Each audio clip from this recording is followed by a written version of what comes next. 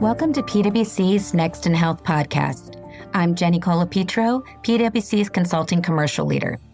And I'm joined today by Tom Bales and Keith Fengler from PwC's Health Services and Omar Chain from PwC's Pharmaceutical and Life Sciences. And today I'm very excited because we're discussing the newly released U.S. Healthcare Consumer Insights and Engagement Survey, which has some fresh insights that we've gathered from more than 2,000 healthcare consumers. The report delves into some ongoing consumer concerns over affordability to the adoption of tech-enabled healthcare and trust in the healthcare system. Tom, Keith, and Omar, welcome to the podcast. Thank you for having us, Jenny. Agreed. Thank you. We're excited to discuss what consumers want from their healthcare. Hello, everybody. Great. To kick things off, Tom, can you just tell us a bit about the genesis of the survey? Why did we conduct it, and what are we hoping to understand from the consumer responses? Sure, Jenny. We continue to see significant transformation in the healthcare space. We see cutting-edge technology reshaping how care is delivered and rising patient expectations, the importance of consumers and personalization, and we are trying to continually understand how consumers are shifting their views and navigating these changes. And really, that's the genesis of this survey. We specifically wanted to gain insight into the following areas. We wanted to explore the ongoing consumer concerns about the cost of healthcare, how barriers are impacting their ability to seek timely care. We wanted to understand and to gauge how consumers are embracing tech-enabled healthcare solutions and their trust levels with these technologies relative to some of their legacy areas of trust as digital health increases in popularity. And lastly, we aim to measure the level of trust in places and in various healthcare entities themselves, such as providers, insurers, pharmaceutical companies, tech companies, retail, as this trust significantly influences their engagement and behaviors and where they seek information and where and how they make decisions. Our goal was to uncover actionable insights that can help the industry address these challenges and better meet the needs of healthcare consumers, while also helping our clients understand that journey. That's great. So some actionable insights. Let's dig into it. So what have we learned? Are things changing? They are. The insights from the survey really start to highlight the diverse ways that consumers experience our healthcare system today, influenced by their generation, their health status, their financial capability to afford healthcare, medications, and just where they are in life. A few points that emerged for us: we saw generational and financial differences. We saw status and life differences. We saw differences between what we're calling today the sandwich generation versus the baby boomers versus Gen Z. Consumers' interactions with healthcare systems vary across many, many different dimensions, including dimensions around their own complex challenges, their chronic care needs, and how they are getting care for themselves as well as care for others around them. We see the younger generations more inclined to adopt digital health tools. While older patients often prefer traditional in-person visits, they are open to digital, but their trust often remains with many of the legacy sources of information. We see the sandwich generation behaviors evident as well. It's fascinating to see, and Keith will talk a little bit more around how urgent care pops up into the life and how the sandwich generation is prioritizing caring for themselves versus caring for others in a time when we know that prevention is more important than anything. And at the same time, personalization requires us to develop very intimate relationships with our consumers. The survey underscores ongoing issues such as affordability of healthcare, which continues to be a major barrier for many customers. And additionally, even just navigating the healthcare system itself, it remains challenging, it's complex. Even for those who understand it, it's difficult to understand where to go and how to get reimbursement, how to seek access, how to know that you're getting the right quality of care. And many individuals really need extra support. There's also evidence that there's greater opportunity to better educate and engage consumers in preventative health measures. And the survey pointed to, we're kind of at the tip of the iceberg on the next generation of digital health and how we start to think about that, much more than just the sort of digital engagement platform that we're all very familiar with the web, to how do we actually think about engaging with our consumers through the 2 to 4 hours a day that they're spending on social media? I think it's a tremendous opportunity. We start to see some highlights for that as we go through this. But by addressing some of the gaps that we have out there today and that we know in connecting with consumers, we can help them make more informed decisions and to access care more efficiently. Great. So, Keith, what are some of the key findings in terms of numbers? Did anything surprise you? A couple of things surprised me. So one insight that really stood out was that 65% of consumers, so nearly 2/3, say they don't seek care until it's urgent. This is a real aha moment if you really think about how much the health industry has tried to shift consumer behavior from seeking just sick care to really focusing on preventative care, aiming to really reduce the growing cost of healthcare. It was also striking just how different the responses were by generation. For example, the younger generation, Gen Z, roughly 39%, and then millennials at 33% are far more likely to postpone care versus baby boomers at 18%. Additionally, more than a third of women say they delay care because they struggle to find the time to see a doctor. What this really means in my mind is a vast opportunity for payers, providers, pharma companies to really engage consumers with targeted health education and outreach to both members and patients, really encouraging and incentivizing them to seek preventative care before they become sick. We need to continue to personalize this care, get better at targeting the consumers and patients most in need of health and prevention, and really reaching them through the right channels at the right time. Thanks, Keith. And another key finding that came across loud and clear is the issue of affordability. We knew from our report earlier this year, behind the numbers, that medical cost trend is at its highest level in over 10 years. It was forecast to be roughly 8% based on a survey of 20 plus health plans across the US. But the impact on consumers may be even greater than what we realized based on what we found in this survey, which showed that 7 out of 10 consumers are expressing that they feel that they're at risk of falling behind in their ability to pay for healthcare and medications. 3 out of 10 outright said that they just can't afford their healthcare, and another 4 out of 10 say they can afford it now, but they can't afford to pay anymore. It's time for payers, providers, and pharma, government agencies also, to ramp up every cost management strategy and remain relentless in this mission to make healthcare and medications more affordable. We also need to help consumers proactively estimate the cost of care, the whole quality of care that they're getting, and compare costs for tests, procedures, and choose sites of quality of care that come in against a whole life cycle here, not just in the moment, but across the value spectrum for them at a lower cost. And lastly, it's really important to think about this in terms of where we are in the election cycle and what the most recent election says to us, which is likely to head towards the consumer having a greater share of the cost coming out of their pocket in the upcoming years. So building on what Keith and Tom have said and relating specific findings from the survey to the pharmaceutical industry, there were 2 key takeaways that came out loud and clear in the survey, one regarding affordability, the other regarding trust.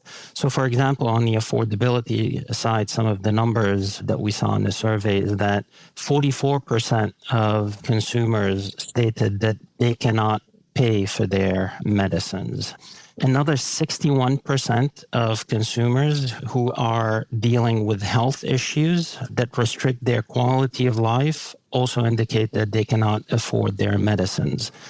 So pretty stark numbers there. And the implications to pharma is to make sure that all the programs that pharma is making available to the patients in terms of patient services, patient support programs are, number one, well-designed to meet the financial burden for the patients and the consumers are well aware of the availability of these programs.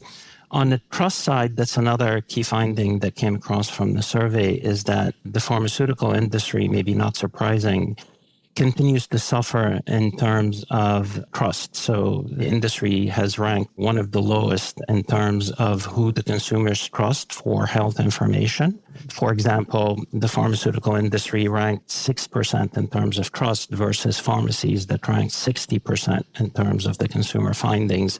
The challenge for the industry is to figure out how to also engage with the other trusted partners in the healthcare ecosystem, such as pharmacists, such as providers, caregivers, to be able to relate to the patients and the consumers in a way that can help address their most challenging healthcare needs. Yeah, thanks, Omar. I wanted to touch on trust as well. We did see some interesting insights. Doctors continue to hold a strong trust advantage as like the leading source for health information among all consumers, but it did vary pretty widely from a generational perspective, ranging from 40% among ages 18 to 24 compared to 84% for consumers 65 and older. A growing number of young consumers are turning to technology, as you might expect, as their first stop when they have a health question. The other interesting thing, pharmacies have also evolved from being mere medication dispensaries to really trusted information sources. This was probably one of the biggest insights in my mind of the survey was 60% of consumers place their trust in pharmacies. To Omar's point, only 6% view pharmacies as their primary source of information. Interestingly, though, the trust from a pharmaceutical company perspective does remain low, especially post-COVID. This digital shift signals a future where traditional providers may need to engage in new ways with patients, or risk becoming less relevant as a trusted information source, especially among young patients. Well, it definitely sounds like there's an opportunity for pharma payers and providers to enhance their health education and outreach to consumers as it relates to prevention, affordability, and building trust. Several of you mentioned technology. Let's dig a little bit into digital health, anything from health technology to virtual care to the use of AI. Omar, how are consumers feeling about all of that?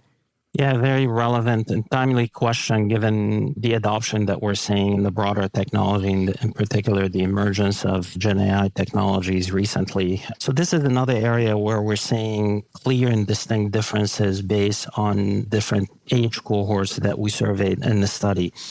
For example, those that are less than 35 years are fully open to engaging in digital health tools enabled by AI. So taking care of things such as appointment, test results, prescription refills, engaging with their HCPs and their providers, we see a distinct trend in that particular age cohort around willingness to engage in those models.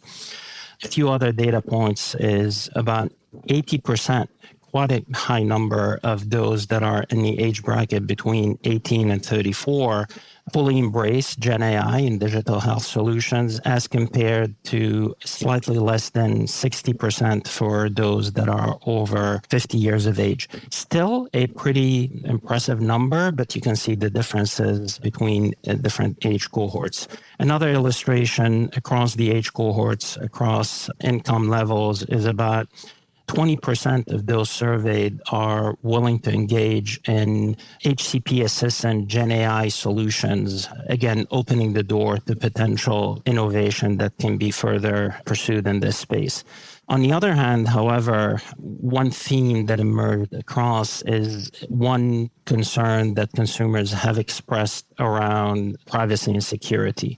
So while on the one hand, there's a willingness to engage and explore through digital health solutions, everyone has expressed concern about safety of their data, security of their data. So this is something that obviously all the different stakeholders will need to continue to work through to address those concerns expressed by the consumers.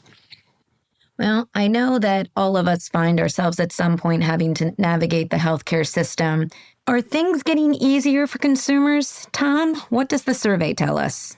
Yes and no is what the survey tells us. It's a bit of a tale of two cities. And I think that what we see in that is that most people are able to maneuver their way through the system. What came out of the survey was that 7 out of 10 said that it wasn't difficult for them. But for some, and this is when it starts to get into how do you cut the data, notably Gen Z, and in particular those who were expressing that they couldn't afford health care, which becomes a bit of a double whammy, the struggle is real. And they said that it was getting more difficult to navigate the healthcare system. Amongst Gen Z themselves, nearly half said that it was difficult or very difficult to know where to go when they need healthcare.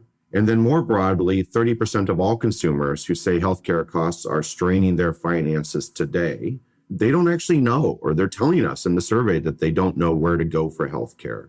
Here is where we see how important it really is for this industry to continue to try to simplify our processes, simplify access, to build ecosystems that are connected in ways that it helps our patients engage across them and through them. It identifies those times and those moments when they may need extra support.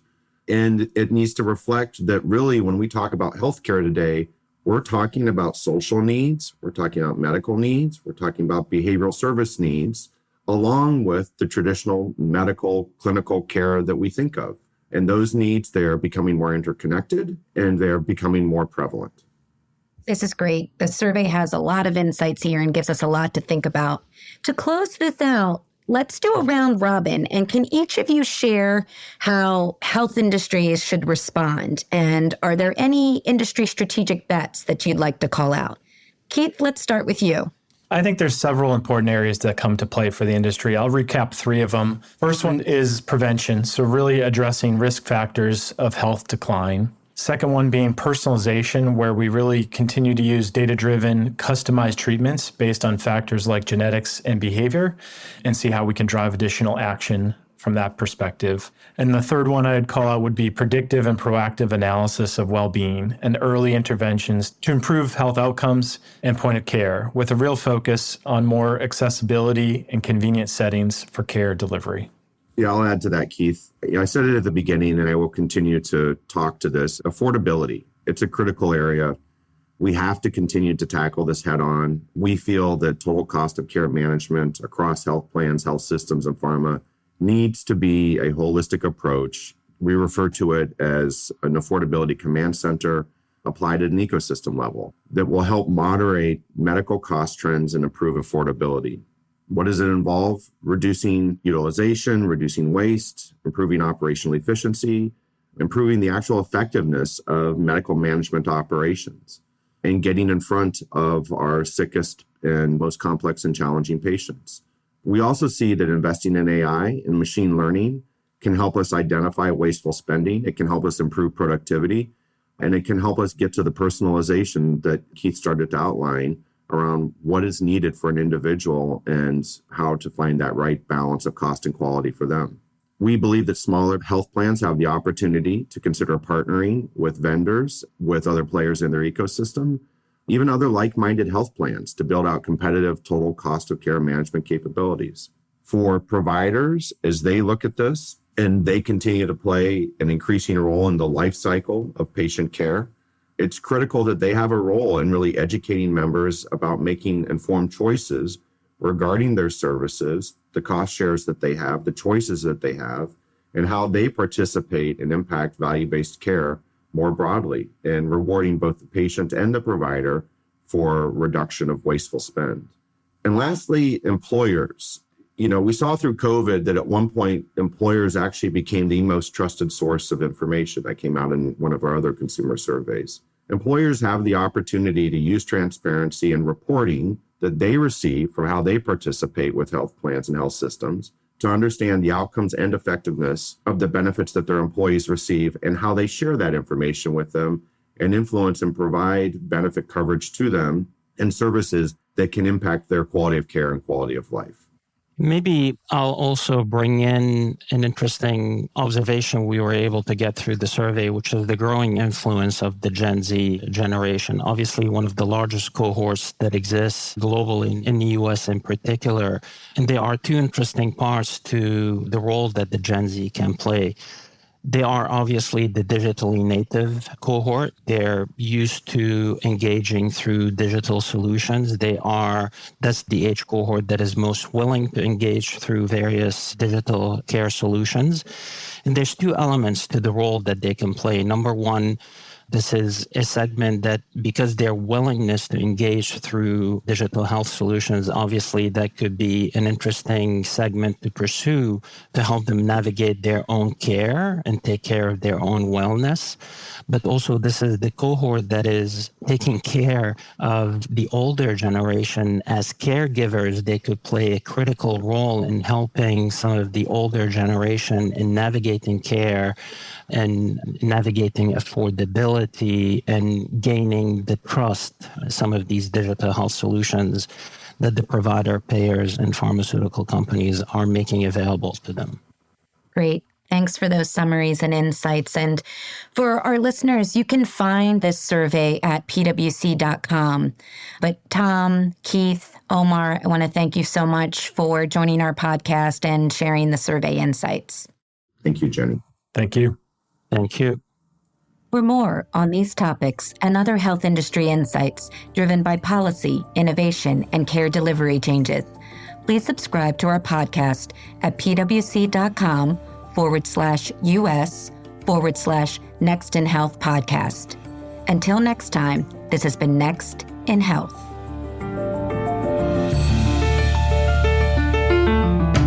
This podcast is brought to you by PwC, all rights reserved. PwC refers to the U.S. member firm or one of its subsidiaries or affiliates, and may sometimes refer to the PwC network. Each member firm is a separate legal entity. Please see www.pwc.com/structure for further details. This podcast is for general information purposes only and should not be used as a substitute for consultation with professional advisors.